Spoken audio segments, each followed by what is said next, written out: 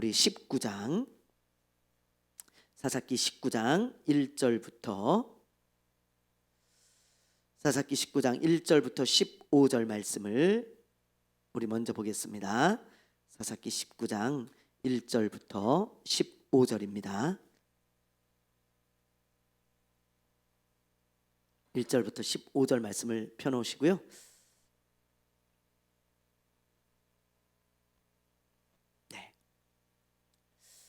사사기의 끝부분은 이제 사사들의 이야기가 끝나고 두 가지 이야기가 나오고 있어요. 지난주에도 말씀을 드렸죠. 하나는 지난주에 살펴본 미가 이야기 기억나시죠? 예, 미가 이야기를 통해서 영적인 타락을 이제 폭로하고 있고요. 이제 이 미가의 집에 있었던 이 신당이라든지 아니면 각종 우상들, 그리고 뭐 제사장을 자기 마음대로 세우는 미가와 단지파 사람들, 뭐 이런 것을 보면서 이 시대가 영적으로 얼마나 타락한 시대였는가, 자기 소견대로 행하는 하나님의 말씀이 사라진 시대, 그런 시대였다는 것을 우리가 알 수 있었습니다. 그리고 이제 오늘 살펴볼 레위인의 첫 이야기는요, 이제 영적인 타락뿐만이 아니고 이제 도덕적인 타락이 얼마나 심했는가, 그것을 우리가 이제 알 수 있는 그런 말씀입니다. 여러분, 역사적으로 볼 때요, 영적인 타락이 일어나잖아요. 그럼 반드시 도덕적인 타락이 뒤따라오는 것을 볼 수 있습니다. 여러분, 영성이 무너지잖아요. 그럼 자연히 도덕성도 무너져요. 여러분 아마 경험해 보신 적이 있을 거예요. 그리고 또 우리가 주변에서도 종종 볼 거예요. 어떤 사람의 영성이 무너지잖아요. 그럼 도덕성이 함께 무너집니다. 목회자도 마찬가지예요.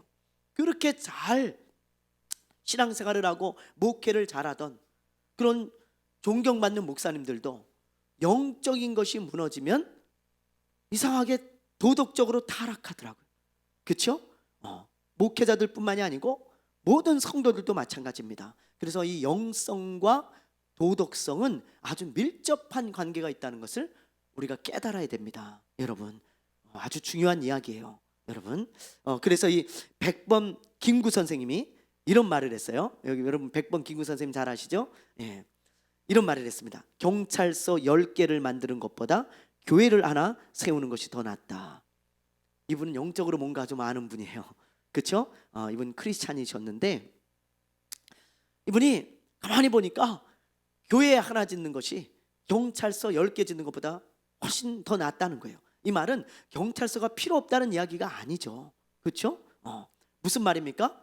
영적으로 회복이 되면, 바로 서면 도덕성이 회복되기 때문에 범죄율이 급격히 낮아진다는 거예요. 여러분, 그래서 이런 범죄가 좀 없는 그런 좀 청결한 나라가 되어진다라는 것을 강조한 거 아니겠습니까? 그래서 이 교회를 하나 짓는 게 경찰서 10개 짓는 것보다 더 낫다, 아주 이런 명언을 하신 거예요. 여러분, 그래서 우리가 이런 말씀들을 보면서 정말 이 사사기 시대는 영적으로 무너진 시대였기 때문에 도덕성도 함께 무너졌다라는 것을 여러분들이 기억하시면서 오늘 말씀을 좀 보셨으면 좋겠습니다. 자, 한번 봅시다. 우리 레위인의 첫 이야기, 먼저 1절 2절을 우리 한번 읽어볼게요. 1절 2절 읽어봅니다. 시작. 이스라엘에 왕이 없을 그때 에브라임 산지 구석에 거류하는 어떤 레위 사람이 유다 베들레헴에서 첩을 맞이하였더니 그 첩이 행음하고 남편을 떠나 유다 베들레헴 그의 아버지의 집에 돌아가서 거기서 넉 달 동안을 지내매. 예, 여기 보면 에브라임 산지 구석에 거류하는 어떤 레위인이 베들레헴 출신의 여자를 첩으로 맞이했다는 것입니다. 자, 여러분 보세요. 여기가 이제 에브라임입니다. 요 가운데가. 근데 요 베들레헴은 사해 바로 옆에 있어요. 그러니까 이 에브라임과 요 베들레헴은 가깝습니다. 그렇게 멀지 않아요, 여러분. 그렇죠? 이 에브라임 바로 밑에가 베냐민, 그다음에 유다 지역이에요. 이 유다 지역에 베들레헴이 있어요. 그래서 굉장히 가까운 곳입니다. 레위인이 첩을 맞았다는 거, 이것은 본이 되어야 되는 레위인으로서 하지 못할 그런 행동이었습니다. 여러분, 성전에서 봉사하고 그다음에 사람들의 신앙생활을 잘할 수 있도록 인도해주고 가이드해주는 이 레위인이 오히려 첩을 맞이함으로써 본이 되지 못하는 삶을 살아간다. 이것은 레위인으로서 합당한 삶은 아니죠. 아무리 그 당시의 사람들이 다 첩을 맞이한다 그래도 여러분 정말 이 레위인은 좀 본이 되었어야 했을 텐데 레위인조차 그러지 못했다. 도덕적으로 타락했다. 그런 것을 가르쳐주고 있는 것입니다. 그러면 이 레위인만 그랬다고 지금 폭로하는 걸까요? 아니에요. 여기 사사기의 이 이야기는 샘플이라는 걸 알아야 돼요. 여러분, 샘플. 이 레위인만 그런 게 아니고 많은 레위인이 그랬다. 그걸 지금 폭로하고 있는 것이고 이걸 또 폭로하는 거예요. 레위인이 이럴 정도면 일반인은 얼마나 했겠는가, 이걸 말하는 거예요. 만약에 여러분 목사가 타락한 그런 시대, 막 목사님들이 막 거의 다 타락했어요. 그러면 성도들은 오죽하겠냐, 이런 걸 말하는 겁니다. 지금 그런 거죠. 예. 목사들이 막 첩을 얻어 그러면 여러분 되겠습니까? 안 되잖아요. 그런 걸 말하는 거예요. 자, 그래서 이스라엘 전체가 타락했다는 것을 이제 보여주고 있는 것이고요. 그런데 이제 그 다음 구절을 보면 더 어이가 없어요. 자, 여러분 한번 봅시다. 자, 우리 2절 말씀인데요. 2절 말씀 우리 다시 한번 읽어볼까요? 자, 시작. 그 첩이 행음하고 남편을 떠나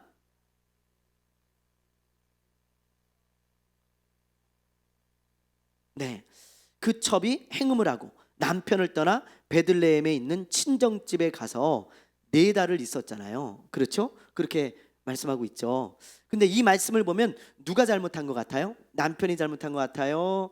첩이 잘못한 것 같아요? 지금 첩이 잘못했잖아요. 그죠? 첩이 행음하고, 그리고는 남편이 그 사실을 알자 친정에 도망가서 남편을 피해 4달을 지금 있었다. 지금 그렇게 말씀하고 있습니다.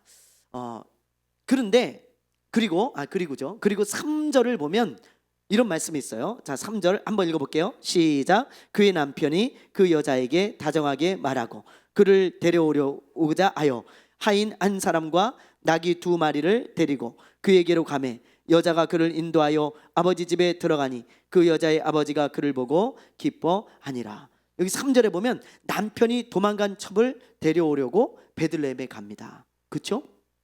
이걸 보고 많은 사람들이 이런 생각을 해요. 야, 이 레위인 그래도 마음 넓은 사람이네. 아내가 그 둘째 아내가 그렇게 뭐 바람을 폈다고 그냥 버리지 않고 또 가서 이렇게 데려온단 말이지. 야, 뭐 마음이 좀 넓은 사람이고 괜찮은 사람이구나. 뭐 그렇게 생각할 수 있겠지만 그렇지가 않습니다.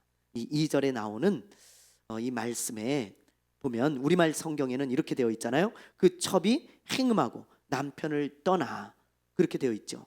근데 이것은 히브리 원어로 보면 이런 의미가 있어요.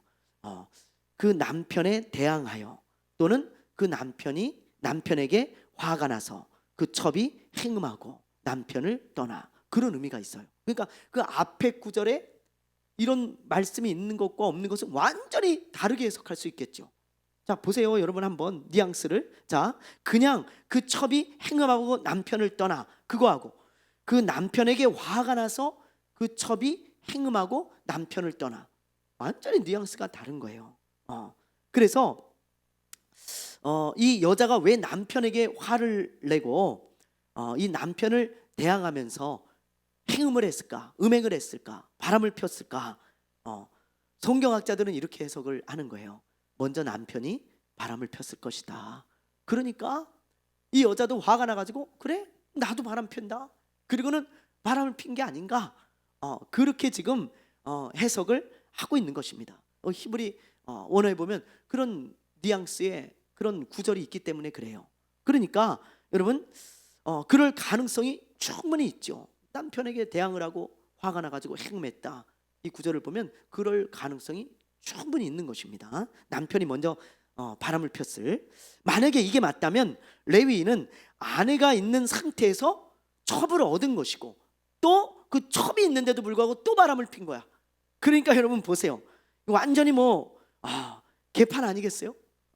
그냥 그러니까 3절에 보면 그 여자에게 미안해가지고 찾아간 것이 아닌가, 또 그렇게 성경학자들은 보고 있는 거죠. 만약에 자기가 스스로 바람을 폈다면 이 남자는 분명히 버렸을 가능성이 많은데 찾아가서 데려오려고 한 것을 봐서는 이 남자의 마음이 넓어서가 아니고 자기가 먼저 잘못했기 때문이 아닌가, 그런 생각이 드는 거예요. 그러니 여러분, 얼마나 타락한 것입니까?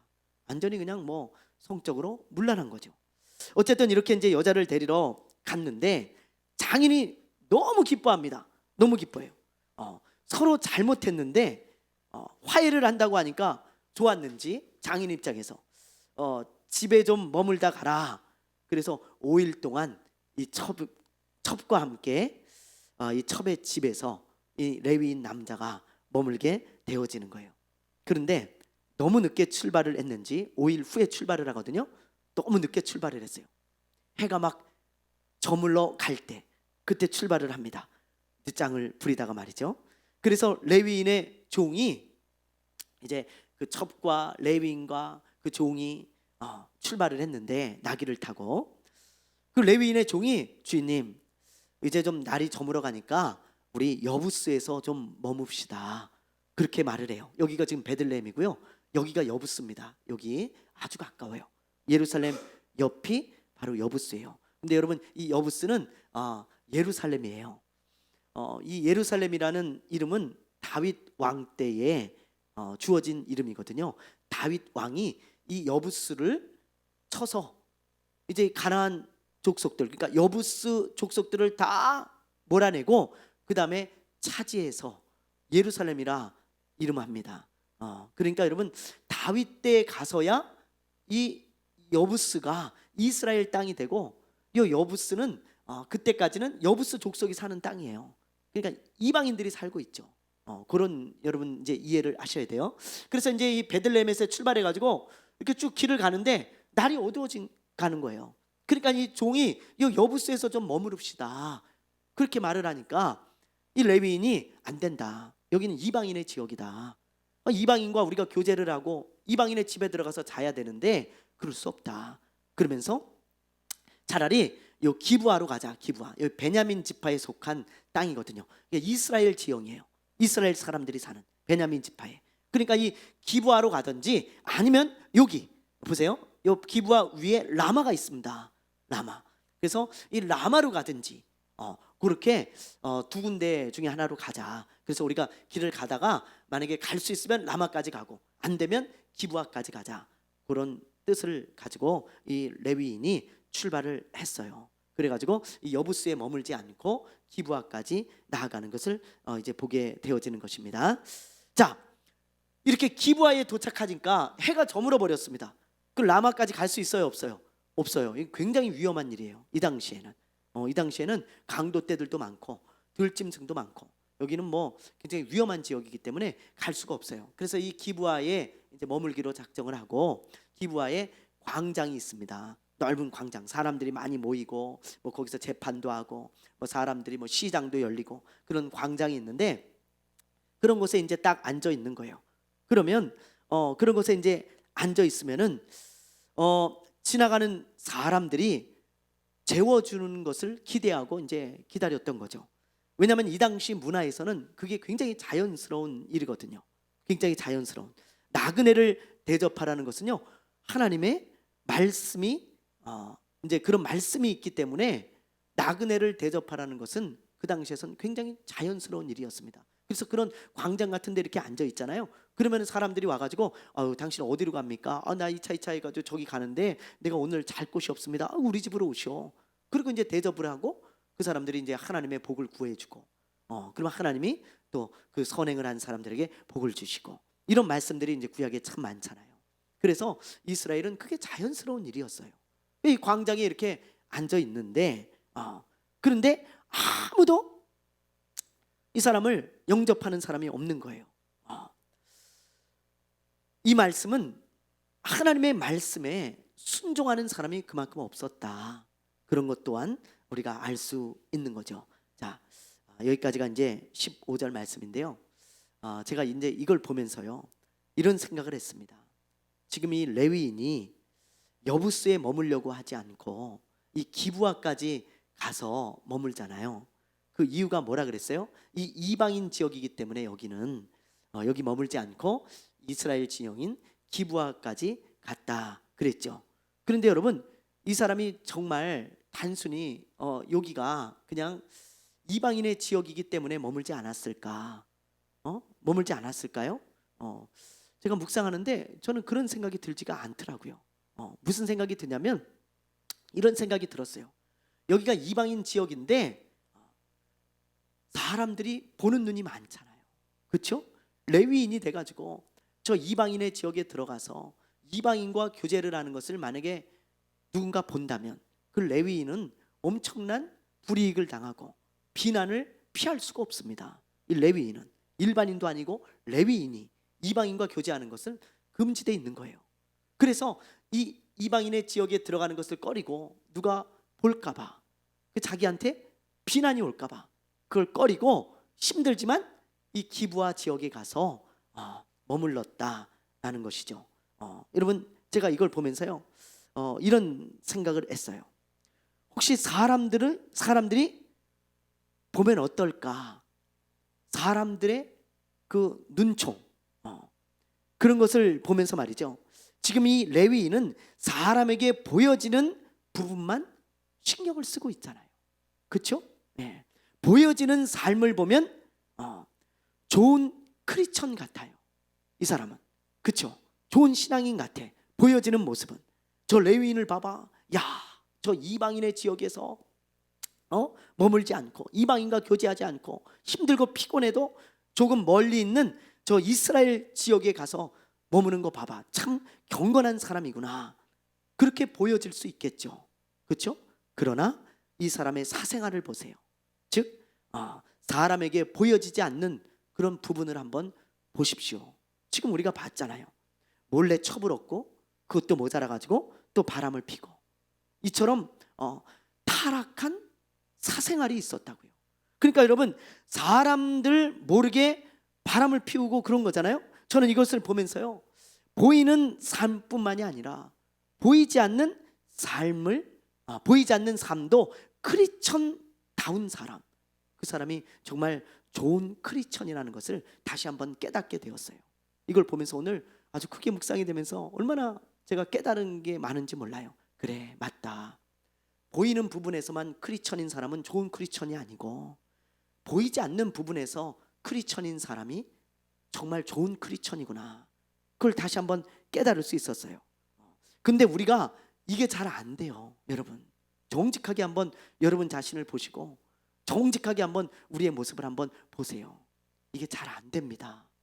교회 와서 예배드리고 찬양하고 막 봉사하고 막 이럴 때 보면 좋은 크리스천인 것 같아요. 그렇잖아요. 보여지는 모습은 그렇습니다.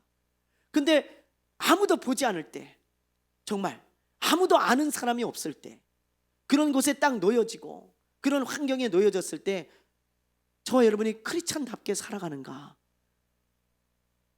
보여지는 모습과 보여지지 않는 사생활의 모습, 그 모습이 두 개 다 크리스천다운 모습이어야 그 사람이 진짜 좋은 크리스천이라는 거예요. 근데 우리는 그 부분에 너무 약합니다. 보여지는 부분에 있어서만 이 레위인처럼 크리스천답고 비난당하지 않으려고, 사람들의 보는 눈이 있으니까, 그리고 사람들이 알지 못하는 그런 부분에 있어서는, 그런 사생활에 있어서는 몰래 바람을 피고 첩을 얻고 이런 삶을 살아가고 있는 크리스천들이 너무 많다는 거죠. 여러분, 요즘 이강인 선수 때문에 참 말이 많아요. 그렇죠? 아주 이강인. 그래서 어떤 사람이 그러더라고요. 이강인 피로 사회다. 이강인 때문에 아주 피로한 사회가 됐어. 아주 한 몇 주를 아주 그냥 이강인 이야기로 도배를 하고 말이죠. 모든 게 그런 이슈가 있었습니다.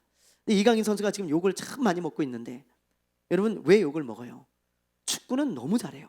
그렇죠? 네. 프랑스 명문팀에서 뛸 정도로 정말 잘합니다.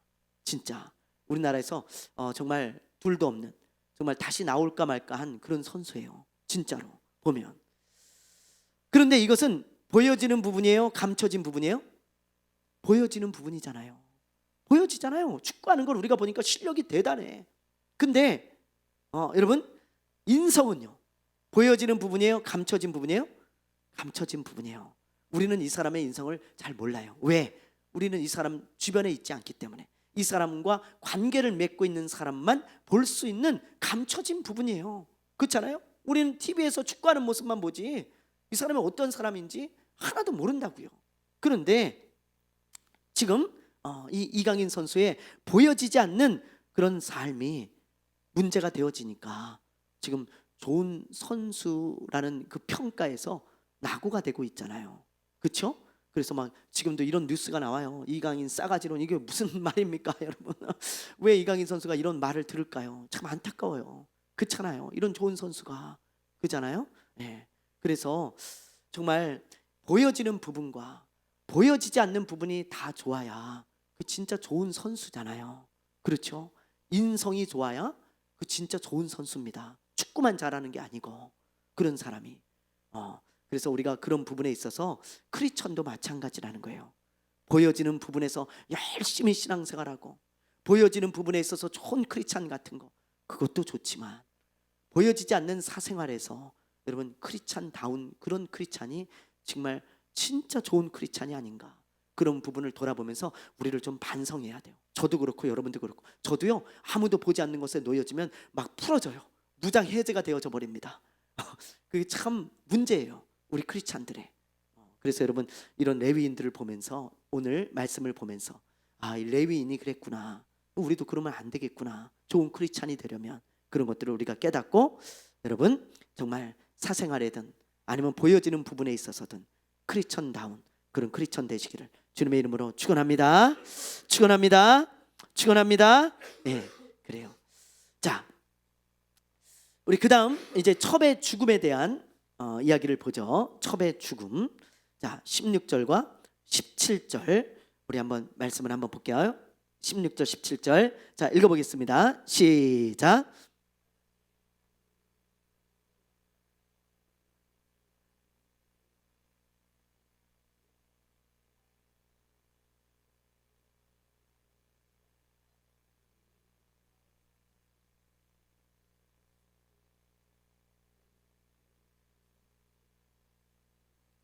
네, 보세요. 이 레위인이 강장에 이렇게 앉아 있었는데 누가 이런 그림을 그렸더라고요. 네, 아무리 찾아도 그림이 별로 없어서 좀 올드하지만 이 그림을 가져와 봤습니다. 예, 이 광장에 이렇게 이제 이 레위인과 첩과 이 종과 나귀가 이렇게 있는데 아무도 이제 집으로 마저 들어가지를 않잖아요. 날이 이미 저물었어요. 근데 어떤 노인이 저녁 때 이제 길을 가다가 이 사람들을 발견을 한 거예요. 그래서 어디서 와가지고 어디로 갑니까? 그러니까 아유 할아버지, 우리가 지금 베들레헴에서 지금 이제 저 에브라임 쪽으로 가고 있는데 아무도 우리를 재워주는 사람이 없습니다. 우리 보세요. 우리 여기 보면 다 먹을 것도 있고요, 나귀에게 줄 양식도 다 있어요. 할아버지한테 피해를 안 가게 할 테니까 집에서 좀 머물게만 좀 해주세요, 오늘 하룻밤만. 그렇게 부탁을 이제 한 거예요. 그러자 이 노인이 아이고 뭐 그런 부탁 뭐 못 들어주겠어, 하나님이 나그네도 섬기라 그랬는데 알겠어, 우리 집에서 쉬었다 가시오. 그러면서 이 할아버지가 자기 집으로 이제 데리고 들어간 거죠. 그런데 그 집에 들어가서 이제 저녁을 먹고 이제 발을 씻고 이제 자려고 하는데 그 소식을 들은 불량배들이 찾아옵니다. 그래서 문을 두드리면서 묻는 거예요. 이렇게 요구를 하는 거예요. 꽝꽝꽝. 그러면서 자, 뭐라고 요구하는지 우리 22절을 보겠습니다. 22절 읽습니다. 시작. 그들이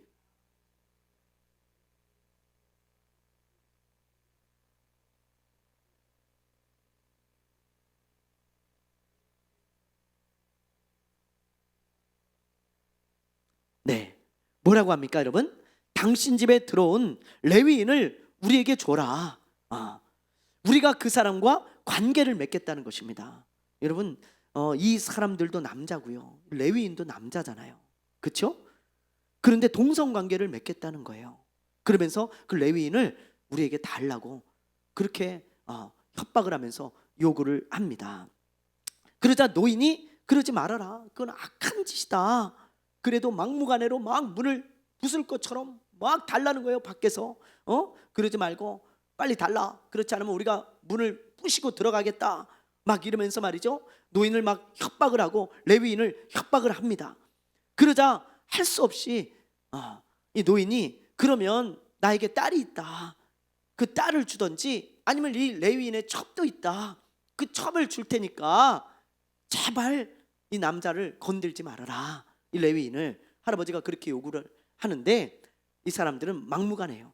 필요 없다. 우리는 레위인이 좋다. 그 레위인 남자를 줘라. 그러면서 말이죠. 막 문을 부수려고 합니다. 그러자 레위인이 참다 못해서 문을 열고 이 레위인의 첩, 자기 둘째 아내를 밖으로 내던져요. 그리고 문을 닫고 들어갑니다. 참 비겁하죠. 여러분, 제가 이걸 보면서요, 야 정말 진짜 해도 너무한다. 그런 생각을 했어요. 진짜 너무하죠. 어떻게 이럴 수가 있습니까? 레위인의 첩을, 자기 첩을 밖으로 던져 버립니다. 그러자 이 불량배들이 밤새도록 이 첩을 성폭행하고 그리고 새벽에 놔줘요. 새벽에. 그래서 이 레위인이 아침에 자고 일어나 보니까 자기 집 문 앞에, 그 노인의 집 문 앞에 이렇게 자기 첩이 죽어 있는 거예요. 그래서 그 시체를 가지고 이제 돌아갑니다. 나귀에게 실어가지고. 그래서 어떻게 하는지 한번 보세요. 자, 29절에서 30절입니다. 29절 30절 읽어봅니다. 시작. 그 집에 이르러서는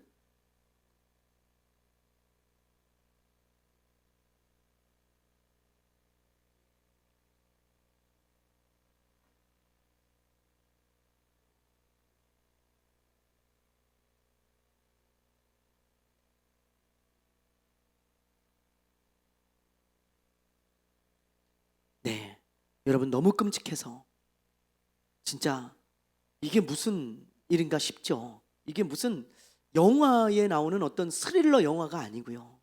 이게 실제로 있었던 일이에요. 그래서 이 레위인이 시체를, 자기 첩의 시체를 12조각을 내가지고 하나씩 박스에 포장을 해가지고 12지파의 대표의 집으로 이 시신을 보냅니다. 여러분, 야, 그래가지고 이 12지파의 대표들이 얼마나 놀랬겠어요. 이게 무슨 일이냐. 정말 가나안 땅에 들어온 이후로 우리나라에 이런 흉악한 범죄는 일어나지 않았다. 어떻게 이런 일이 있을 수 있냐. 어떻게 시체를 12조각으로 쪼개가지고 보낼 수가 있냐. 이게 무슨 일이냐. 그러면서 수소문해서 알아보니까 이 레위인이 그랬다는 걸 알게 되었어요. 그 자초지종을 듣게 되어지죠. 그런데 대표들만 알고 있으면 안 되니까 이제 이스라엘 총회를 소집합니다. 그래서 이스라엘 사람들을 모아놓고 이걸 어떻게 했으면 좋을까 이제 회의를 하겠다는 거죠. 그래서 이스라엘 총회를 이제 모집을 하고 결의를 하고 결정을 하게 되어지는 거예요. 자, 20장 1절을 한번 볼게요. 20장 1절 시작. 이에 모든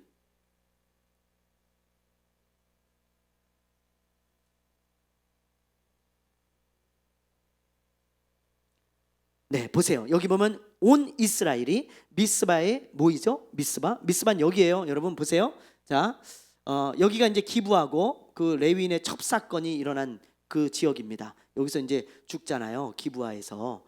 그리고 이제 자기 집인 에브라임으로 돌아왔는데 이 사건이 알려지면서 요 미스바에 이스라엘 총회가 지금 모집이 된 거예요.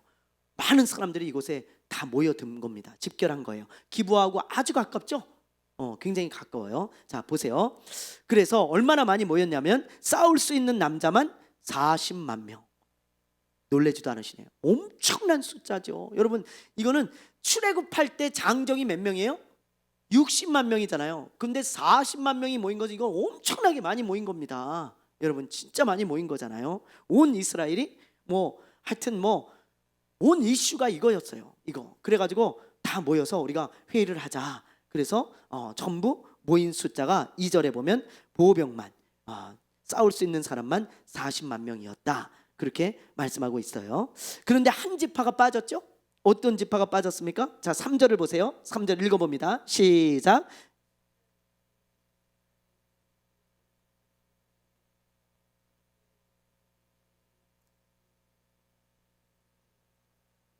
보세요. 이스라엘 자손이 미스바에 올라간 것을 어떤 자손이 들어요? 베냐민 지파 사람들이 들었다는 거예요. 그러니까 베냐민 지파 사람들은 총회에 왔다는 거예요, 안 왔다는 거예요? 오지 않았다는 거죠. 예. 아마 이 11지파에서 부르지 않았을 것 같아요. 이 기브아가 베냐민 지파에 속해 있잖아요. 그래서 부르지 않았을 것 같아요. 그런데 보세요. 자, 이 미스바에 모였으니까 들을 수 있었을까요? 못 들었을까요? 듣잖아요. 너무 가까워요. 그렇죠? 이 파주에서 예를 들면 일산에 모인 거예요.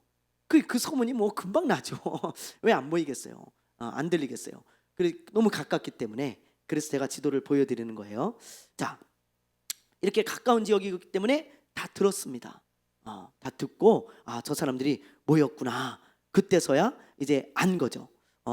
자, 어쨌든 이렇게 11지파가 총회를 열어가지고 레위인에게 이제 자초지종을 네가 설명을 해봐라. 지금 3절에 보니까 그렇게 말하잖아요.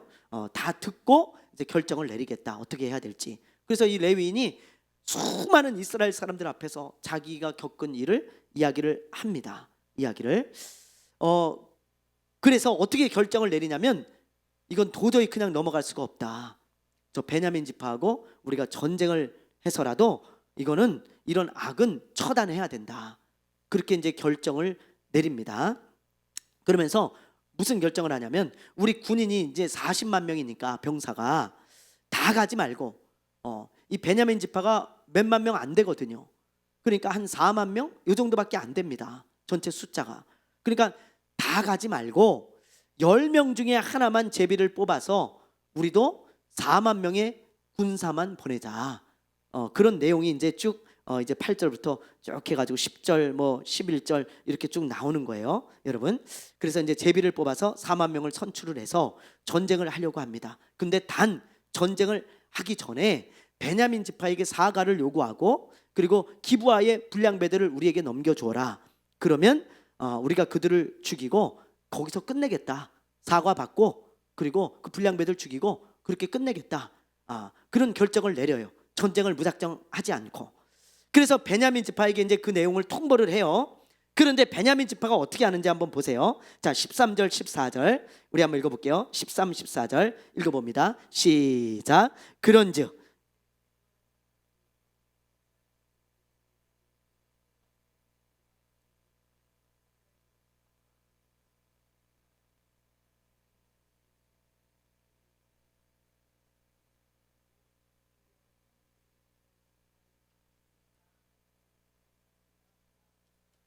예, 보세요, 여러분. 어떻게 합니까? 베냐민 지파 사람들이 사과하고 불량배를 넘겨줘요? 안 넘겨주죠. 어떻게 해요? 그들도 자기 지파 사람이라고 하면서 말이죠. 오히려 그들을 감싸고 11지파와 싸우겠다는 거야.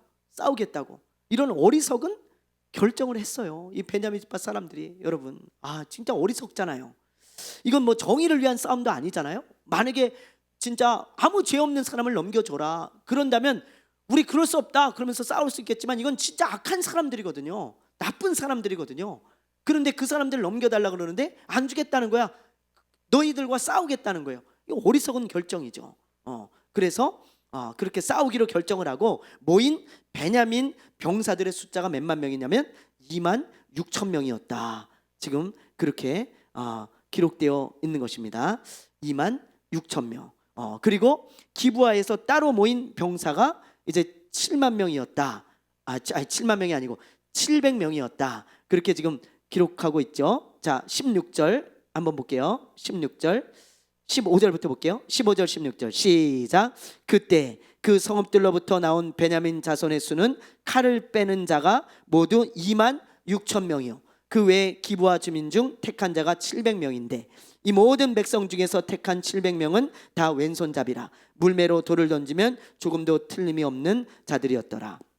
보세요. 베냐민 지파의 군인들이 몇 명이에요? 2만 6천 명. 그리고 기브아에서 나온 싸울 수 있는 사람이 700명인데 이 사람들은 왼손잡이라 물매를 던지면 조금도 틀림없이 다 맞춰. 명중이야. 백발백중. 근데 왼손잡이라는 말은 여기서 말은 오른손과 왼손을 다 쓸 수 있는 그런 양손잡이다. 그런 뜻입니다. 왼손도 유능하게 쓰는 그런 사람이다. 그러니까 전투에 훨씬 유리하고 능하겠죠.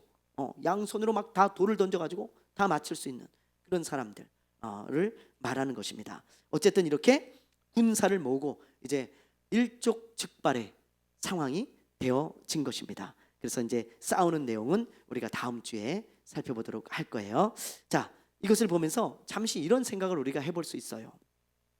만약에 베냐민 지파가 빨리 사과를 하고 진정으로 사과를 하고 이 불량배들을 넘겨줬다면 일이 이렇게 커졌을까? 이제 다음 주에 보면 알겠지만 엄청난 싸움이 일어나거든요. 베냐민 지파가 사라질 뻔합니다. 그 정도로 큰 재앙이었어요, 베냐민 지파에게. 그러니까 여러분, 베냐민 지파가 만약에 빨리 사과했더라면 이렇게까지 일이 커졌을까? 아니잖아요. 여러분, 잘못했으니까 빨리 사과하면 여러분 끝나요. 그냥 진정으로 사과하면 이렇게까지 일이 커지지 않는다고요. 우리가 이걸 보면서 좀 지혜를 얻었으면 좋겠어요. 지혜를. 매사에 우리가 완전할 수 없잖아요. 늘 잘못할 때가 있다고요. 그러면 그때 일을 커지게 만들지 않는 방법은, 가장 좋은 방법은 그냥 사과하는 겁니다. 여러분, 사과. 그러면 일이 커지지 않아요. 그런데 사과하지 않으면 이게 걷잡을 수 없이 커지는 거야. 여러분, 그런 경험이 누구나 다 있잖아요. 아까 이야기한 이강인 선수 이야기 보세요.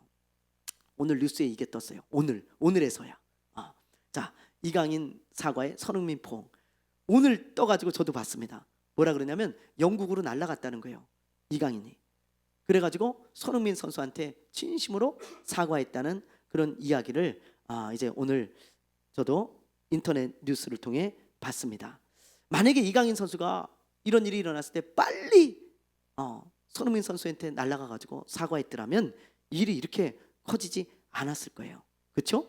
그런데 사과하지 않고 계속 버틴 거예요, 나름대로. 그렇죠? 그러니까 광고도 막 취소되고, 그리고 위약금도 막 물어야 된다 그러고, 축구 팬들도 다 그냥 돌변해가지고 전부 손가락질하고, 그리고 말이죠, 심지어 어떤 얘기까지 나왔냐면 국가대표에서 퇴출시켜야 된다, 뭐 그런 얘기까지 막 오가니까 아무래도 압박을 많이 받고 좀 깨달은 것 같아요. 내가 이래서는 안 되겠구나, 정말 이제 이렇게 그냥 살면 안 되겠구나, 사과해야겠구나, 그걸 깨닫고 아마 날아간 것 같아요. 마음이 무거웠겠지만 제가 볼 땐 그래요. 이렇게 사과하고 돌아올 때는 날아가는 것 같았을 거예요, 진짜로. 그래서 아마 이렇게 이제 진정성 있게 사과를 했는데 여기서 아마 이제 조금씩 일이 작아지지 않을까, 수그러들지 않을까, 저는 그런 생각을 해요. 왜냐하면 진심으로 사과했다는 것을 이제 알게 되었고, 방송을 그게 타면서 이제 알려지고 있잖아요. 그래서 일이 더 이상 커지지는 않을 것 같아요, 제가 볼 때. 근데 좀 늦었어. 빨리 했으면은 그게 막 이렇게까지 걷잡을 새로 이렇게 커지지 않았을 텐데, 그렇죠? 근데 이런 잘못을 누가 해요? 내가 해요. 내가 뭘 잘못했을 때 빨리 그걸 인정하고 진정성 있게 사과를 하면 일이 막 커지지 않는데, 그렇게 하지 못할 때가 너무나 많다는 거예요. 그래서 우리가 이런 베냐민 지파 사람들의 이런 모습을 보면서 우리도 좀 깨달았으면 좋겠어요, 나 자신을 보면서. 자, 오늘은 여기까지 할 텐데요. 마지막으로 이제 여러분과 나누고 싶은 말씀이 있습니다. 자, 19장 22절 말씀을 나누고 마칠게요. 19장 22절. 이건 좀 우리 큰 소리로 한번 읽어볼게요. 19장 22절 시작. 그들이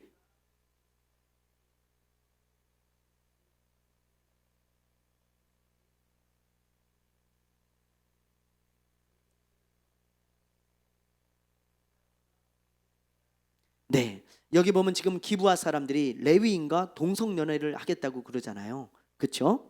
예, 남의 집에 찾아온 손님인데 여러분, 이 정도라면, 그렇죠? 오늘 제가 그걸 생각해봤어요. 남의 집에 찾아온 손님인데 이렇게 찾아와서 그 사람과 동성연애를 하겠다고 할 정도라면 그 당시 이 지역, 이 기브아 지역에 동성애 문제가 얼마나 만연해 있고, 그리고 심각한 문제였는지 알 수 있죠.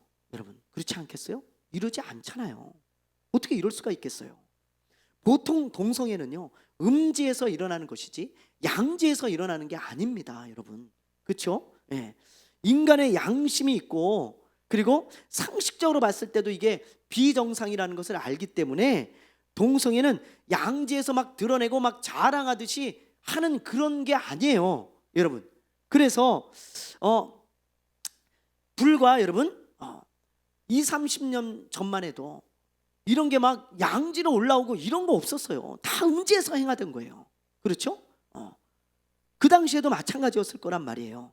그런데 이런 게 별거 아닌 것처럼, 마치 정상적인 것처럼 양지로 올라와 가지고 막 내놔라, 그 남자 우리가 동성연애 하겠다, 그런 것을 보고 말이죠. 이렇게 동성애가 만연해지고 당연해지는 것을 볼 때 얼마나 동성애가 그 지역에 정말 심각한 문제였는지를 우리가 알 수 있다는 거예요. 그리고 하나님은 그때 이렇게 동성애가 만연한 그 지역, 그 나라를 반드시 심판하셨어요. 여러분, 성경을 보면 너무 무섭습니다. 자, 예를 들면 소돔과 고모라를 보세요. 자, 한번 볼게요. 소돔과 고모라도 이런 똑같은 일이 있었잖아요. 자, 창세기 19장 4절부터 우리 5절, 6절, 7절 우리 한번 읽어볼게요. 4절, 5절만요. 시작. 그들이 눕기 전에 그 성사람 곧 소돔 백성들이 노소를 막론하고 원근에서 다 모여 그 집을 에워싸고 롯을 부르고 그에게 이르되 오늘 밤 내게 온 사람들이 어디 있느냐, 이끌어내라, 우리가 그들을 상관하리라. 너무 똑같지 않습니까? 소돔과 고모라에 롯이 살았을 때 천사들이 사람의 모양으로 와가지고 이제 심판을 선포하기 위해서 와가지고 롯의 집에 들어갔어요. 그런데 그걸 보고 이 소돔과 고모라 사람들이 롯의 집으로 몰려와가지고 막 문을 부술 듯이 이야기를 하는 거예요. 롯아, 그 사람 내놔라, 그 남자들 우리가 상관하리라. 이게 동성연애를 말하는 거예요. 동성연애를 하겠다, 내놔라. 너무 똑같잖아요. 그래서 여러분 롯이 뭐라 그러는지 한번 보세요. 자, 읽어봅니다. 시작. 롯이 문 밖에 무리들에게로 나아가서 뒤로 문을 닫고 이르되 청하노니 내 영들아 이런 악을 행하지 말라. 너무 똑같지 않습니까? 너무 비슷하죠. 나중에 어떻게 돼요? 결국 하나님이 심판하세요. 불을 내려가지고 하늘에서 이 소돔과 고모라 싹 쓸어버린다고요. 하나님의 무서운 심판이 있었습니다. 여러분, 그런데 이 기브아 사람들이 하는 짓이 똑같잖아요. 다음 주에 보면 알겠지만 하나님이 기브아를요 불태워버립니다. 싹 쓸어버려요. 여러분, 그 성을요 완전히 초토화시켜버립니다. 하나님께서. 똑같아요, 소돔과 고모라하고. 그렇다면 여러분, 우리가 이걸 생각해야죠. 지금 우리가 사는 이 세상은 어때요? 어때요? 동성애 문제가 어느 정도 양지로 올라와 있습니까? 굉장히 심각합니다. 여러분, 그걸 깨달아야 돼요. 불과 아까도 얘기했지만 20, 30년 전만 해도 동성애는 음지에 꼭꼭 숨어 있었어요. 근데 지금은 양지로 다 올라와 가지고 활동하고 있어요. 예를 들면 동성애 축제를 시청 광장에서 하잖아요. 이런 일 없었습니다. 불과 20, 30년 전만 해도 어디로 올라와 가지고 무슨 동성애를 허락해달라고 그러고 무슨 동성 결혼을 한다고 시위를 하고 말도 안 되는 이야기였어요. 여러분, 저 어렸을 때 이거 한 번도 본 적 없어요. 근데 지금은 만연해요. 전 세계적으로 유행하고 있습니다.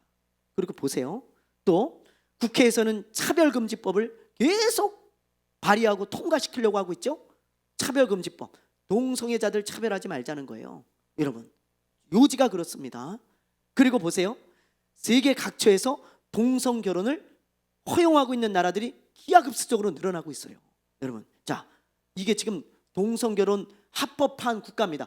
동성애가 아니고 동성 결혼을 합법적으로 인정한 나라예요. 동성애를 먼저 인정한 다음에 동성 결혼을 합법화하거든요. 근데 이렇게 많아요. 여러분, 이렇게 많아, 전 세계에. 보세요. 그리고 동성애 허용에 대한 찬반 분포. 자, 여기가 지금 북아메리카예요. 여기는 동성 결혼을 다 허용하고 있어요. 그리고 동성애 허용이 80%, 60%입니다. 여러분, 이거 보세요. 남미 거의 다예요. 거의 다. 그리고 여기 보면 여기 호주, 오세아니아, 여기 유럽 다입니다. 다 허용하고 있어요. 거의 대부분의 나라가. 그리고 여기 이 회색으로 된 것은 찬반이 지금 아주 팽팽하게 맞서는 지역들인데 아프리카 전부 다. 그다음에 아시아 일부. 그렇죠? 이 빨간색만 허용해서는 안 된다는 게 우세한 지역인데 우리나라를 포함해서 얼마 남지 않았어요. 여러분, 아주 심각한 거예요. 지금 굉장히. 근데 여러분 보세요. 이렇게 여러분 동성애가 만연할 때 하나님이 뭘 행하신다고요? 뭘? 심판. 그래서 마지막 때라는 거예요. 그래서 이 동성애는 마지막 때라고 하는 사인입니다. 여러분, 사인. 이게 만연해진다는 것은 우리 성경을 통해 그걸 알 수 있고 우리는 깊이 깨달아야 돼요. 인사이트를 얻어야 돼요. 통찰력을. 여러분, 제가 지난주에 이런 말씀을 했어요. 이 교황이 동성 커플도 이제 축복을 허용하겠다. 교황이 첫 허용을 했어요. 이게 불과 한 2달 전에 있었던 일이에요. 그런데 여러분, 이 교황이 하는 말이 과간이죠. 뭐라 그랬냐면, 부도덕한 기업은 축복하면서 왜 동성 커플은 축복할 수 없냐? 이제 교회는 그러면 안 된다. 이건 모순이라는 거예요. 내 생각에는 부도덕한 기업이 더 나쁘다. 동성애자들보다도. 그러니 동성 커플을 얼마든지 축복하자. 그렇게 허용을 했어요. 우리 천주교는 이제 허용한다. 그러면서 말이죠. 여러분, 드디어 천주교에서도 동성애를 허용하는 움직임이 일어나고 있습니다. 그동안은 그렇지 않았어요. 논쟁만 있었지 허용하지 않았어요. 근데 이제 머지않아 천주교는요, 동성 결혼도 허용할 거예요. 이제 두고 보세요. 조만간에 신부들이 동성 결혼 주례를 할 겁니다. 여러분, 왜? 이제 이게 허용이 됐으니까 몇 발자국 들어갔잖아요. 문이 열리면 다 열게 돼 있어요. 반드시 열립니다. 성경적으로 볼 때도 그렇고. 여러분, 자, 그러면 이제 종교계도 전부 동성 결혼을 허용할 거예요. 지금 이 천주교가 종교 통합의 수장이잖아요. 에큐메니컬 운동을 하고 있는데 이 천주교가 그런데 모든 종교를 통합하자고 얘기하고 있는데 이 천주교가 이걸 열었다면 많은 종교들이 다 열겠죠. 그러면 이제 전 세계적으로 이 동성애가 판을 치는 그런 만연한 때가 올 거예요. 지금 오고 있고요. 여러분, 이것은 아주 중요한 사인이에요. 이 성경에 보면 어느 한 지역, 예를 들면 소돔과 고모라, 아니면 이런 기브와 이런 지역의 동성애가 만연해서 하나님이 심판했다는 것을 샘플로 보여주고 있는데, 이제는 어느 한 지역이에요? 아니에요? 아니에요. 전 세계적인 사건이에요. 이제는 이건 뭐예요? 하나님이 전 세계적인 심판을 행할 때가 다가오고 있다는 그런 아주 강력한 사인입니다. 근데 많은 사람들이 이것에 대해서 알지 못해요. 인사이트가 없습니다. 그래서 지금이 어느 때인지를 알지를 못해. 근데 여러분, 우리는 깨어 있어야 돼요. 깨어 있어야 돼. 여러분, 전 세계적으로 동성애가 만연하다는 것은 예수님이 오셔서 심판하실 그때가 다가오고 있다는 것이고 많이 와 있다는 거예요. 와 있다는 것. 그걸 우리가 잊어버리면 안 되겠죠. 그래서 여러분, 늘 깨어 있어야 하는 것입니다. 이런 것을 보면서 우리가 통찰력을 얻어야 돼요. 동성애가 만연했을 때 소돔과 고모라가 하나님의 심판을 받았고 이 기브아가 하나님의 심판을 받았구나. 그런데 지금 전 세계적으로 동성애가 만연해 있고 지금 전 세계적인 사건이 돼가고 있구나. 예수님이 오실 때가 얼마 남지 않았구나. 이거는 예수님의 재림에 대한 사인이구나. 여러분, 꼭 아셔야 돼요. 그리고 주님이 가르쳐 주신 대로 마태복음 24장에서 마지막 때가 온 걸 알거든 깨어 있으라. 너희가 생각지도 않은 때에 인자가 오리라. 여러분, 이 말씀을 우리는 기억하면서 신앙생활 잘하고 다시 오실 주님을 기다리면서 여러분, 주님의 신부로 오늘 하루하루 살아가는 저와 여러분이 되어야 할 것입니다. 아멘입니까? 예, 유튜브로 이 말씀을 접하는 한국교회 모든 성도들도 여러분, 이 말씀을 꼭 마음에 새기시기를 바라요. 늘 깨어서 신앙생활 잘하시고 주님이 공중에 오시거라 우리 공중에 들림 받아서 그 주님을 공중에서 만나 춤을 추며 찬양하는 놀라운 축복이 저와 여러분에게 있기를 바랍니다. 기도하겠습니다.